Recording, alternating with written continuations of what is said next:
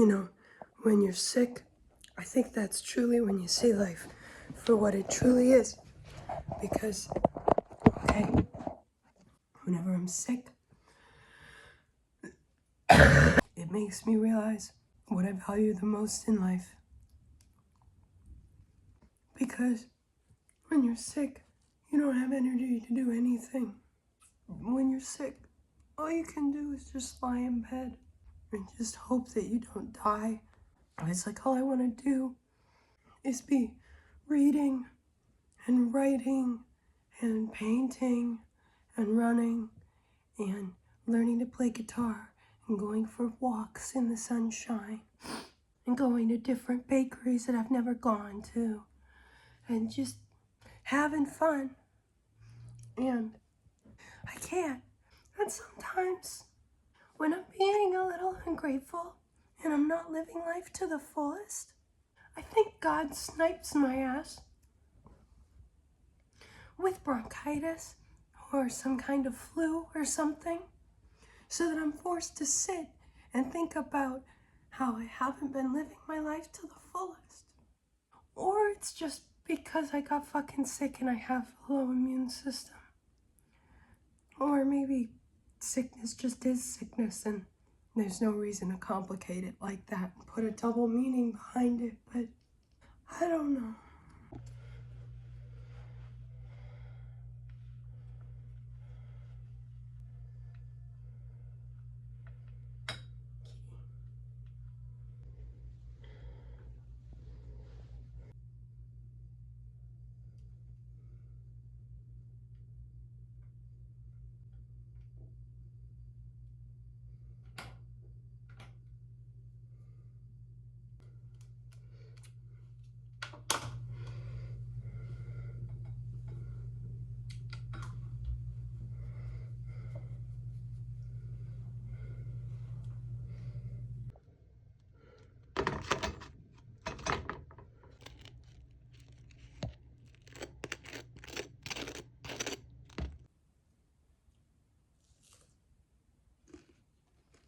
There's something like so humanizing about eating fruit with your hands.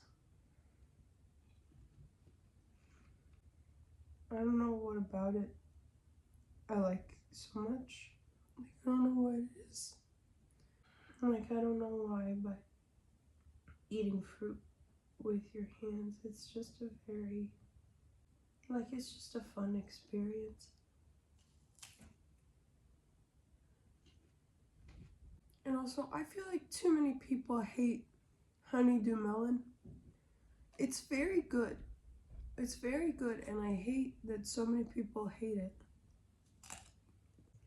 For every person out there that hates honeydew melon, I'm gonna love honeydew melon twice as hard just because of you.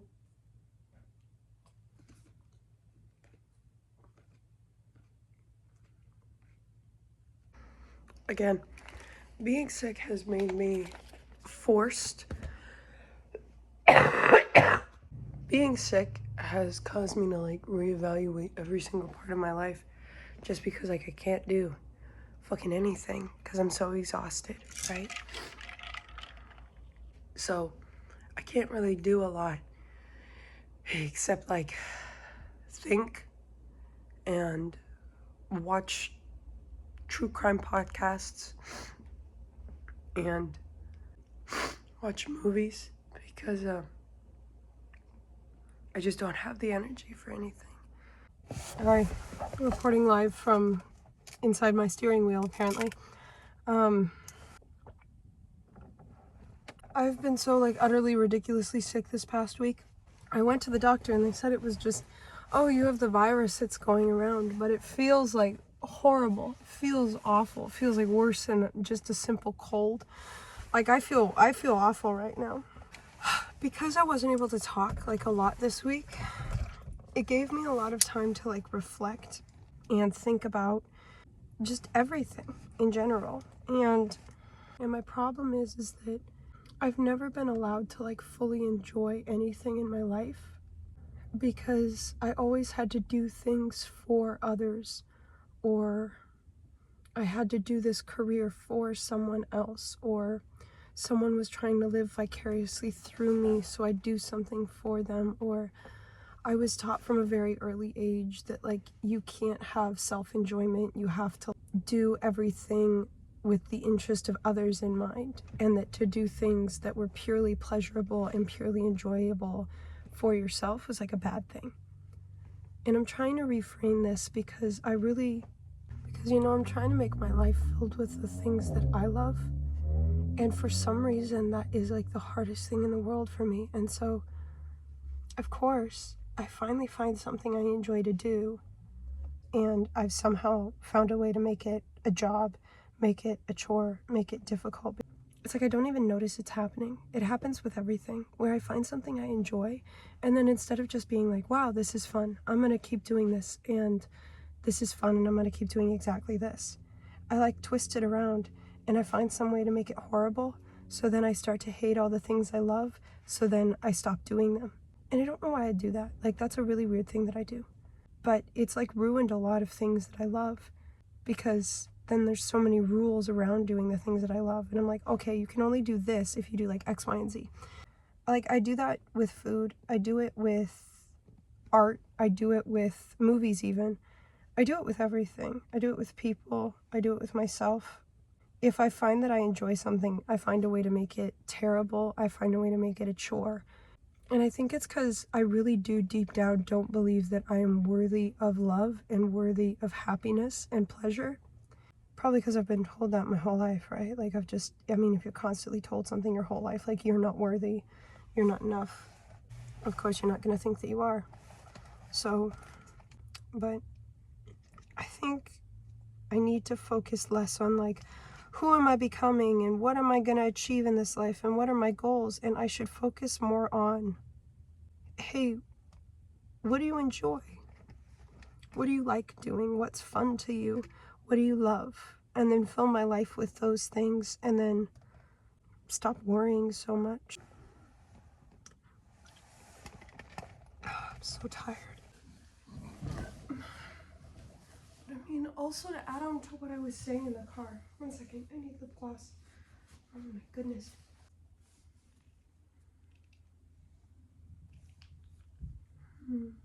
By the way, this lip gloss from e.l.f.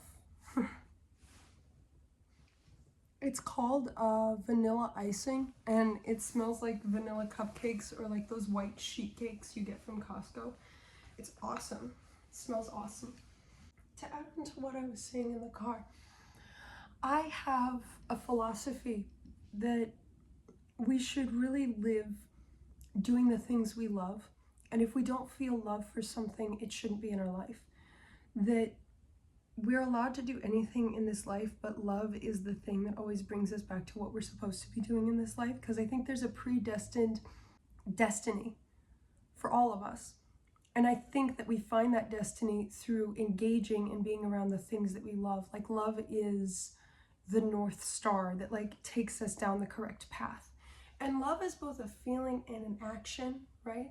So I know you might not agree with that philosophy, but that's how I've lived my best life, is just when I was following and doing the things that I loved and around the people I loved. And if I stopped feeling love for something, or I didn't feel that like spark or that feeling of calmness that comes with love, I wasn't there. I stopped doing that thing because it no longer brought me joy. It no longer made me feel loved. And I think that's what I've been forgetting, because not only am I sick right now, but I've been feeling miserable, borderline depressed like the past month.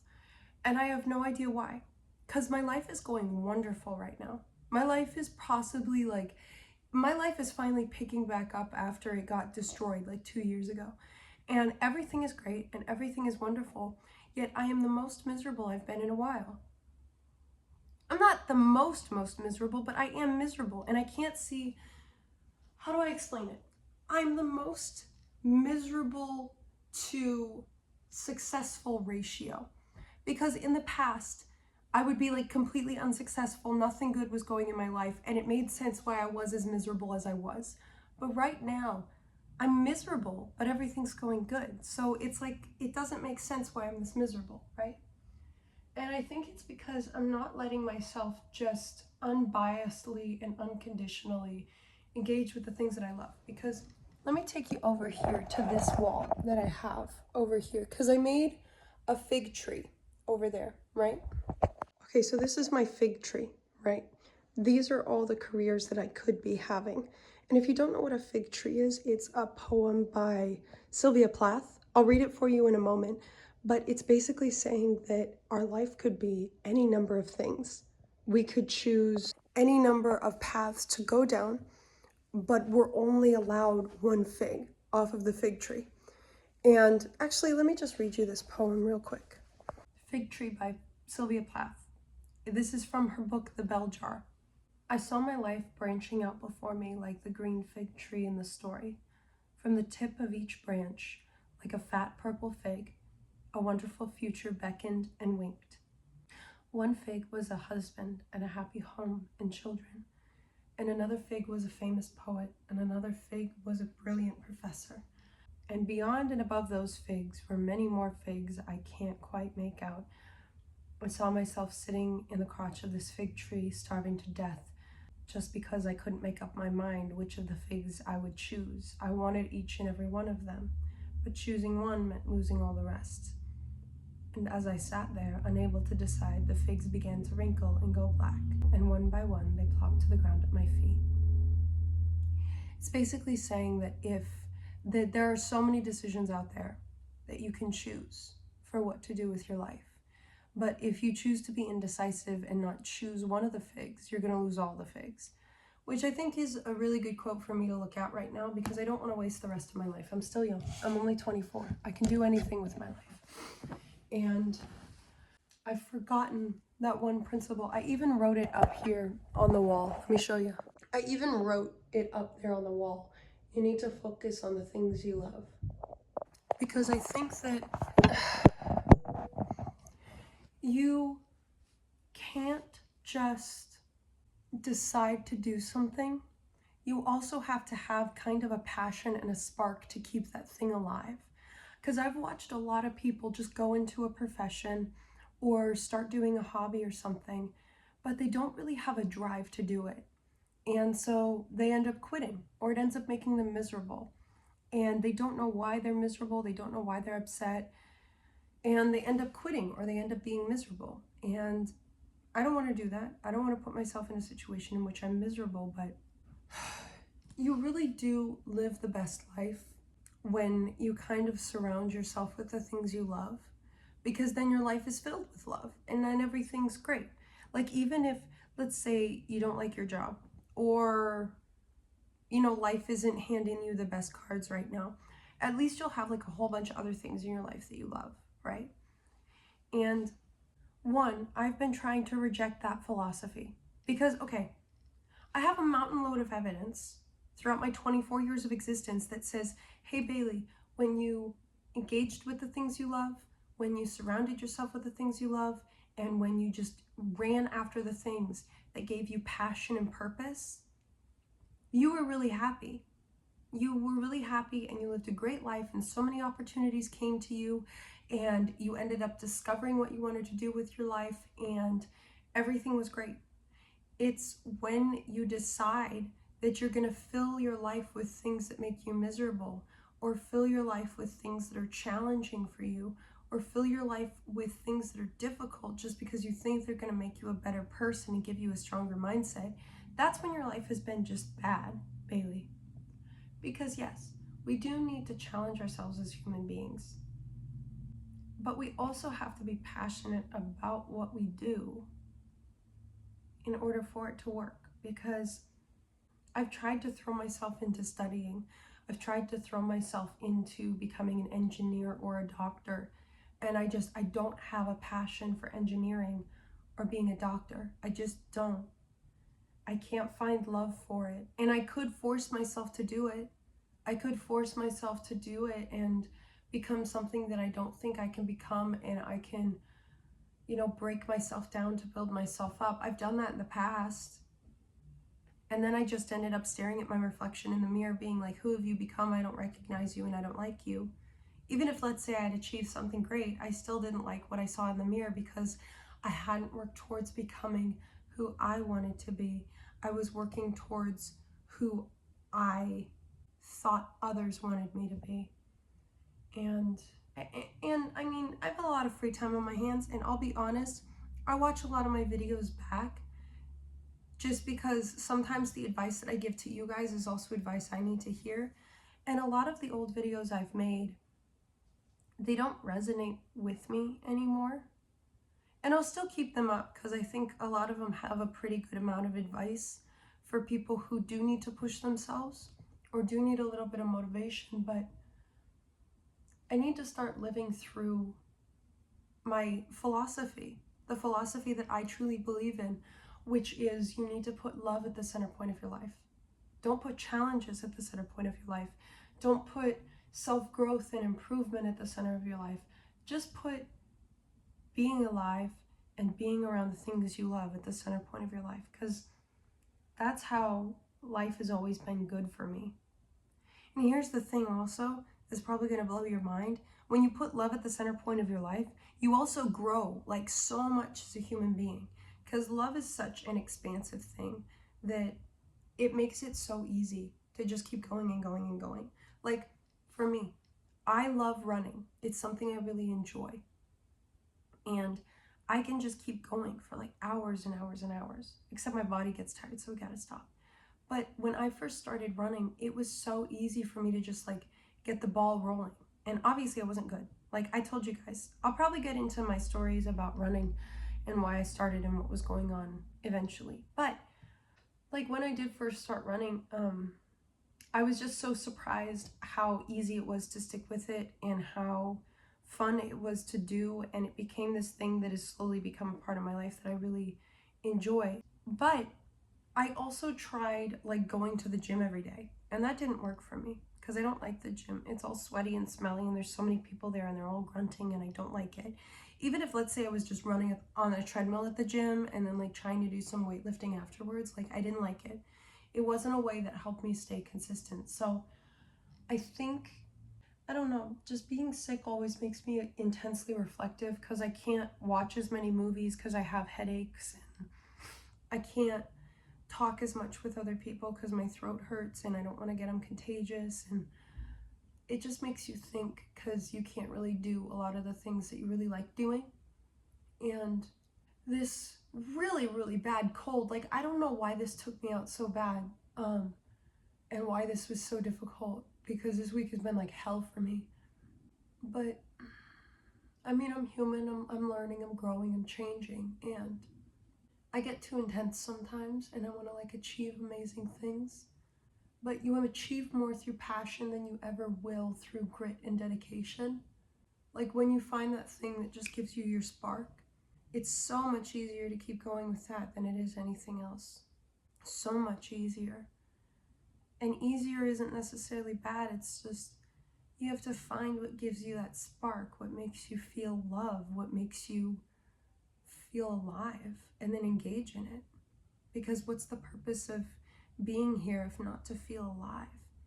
And I was watching that video of mine back where I was talking about how, like, when I thought I was dying, and there's this quote in there that says, "I hope death finds me alive." Like, I hope that I'm so full of life, that I've lived such a great life, that when I die, I have no regrets. When I die, my life is a celebration of everything I did. At the end of my life, I don't want to be the person that has a million achievements, but I haven't crossed anything off my bucket list. I would rather accomplish nothing in this life, never win any awards, never be at the top of any field, like never achieve anything, but I'd rather have everything on my bucket list crossed off. Because everything on my bucket list, that's everything I love, right? I don't know, I need to start living through love again. It's just that after facing so much grief in my life, I get hesitant to love things because I know that they're eventually gonna leave, but I also know that everything eventually leaves. I'm gonna leave this world one day. Wow, I'm hungry. This is all gonna end one day, and I shouldn't be scared of that. I should embrace that and live every day like it's my last, you know? I really do need to just start grabbing life with both my hands and fucking running with it. I do not feel that I have been living the life I'm supposed to because I've been too focused on trying to be something great instead of being who I am. And who I am is great. But I have such low self-esteem that I think to be myself is to be a failure. So it's time to start healing that, and it's time to start understanding that like who I am is a gift, not just to myself but to everyone around me, and to be vulnerable and authentic and real is probably the greatest gift I can give to everyone around me and to myself. Oh, I gotta stop talking because my throat hurts really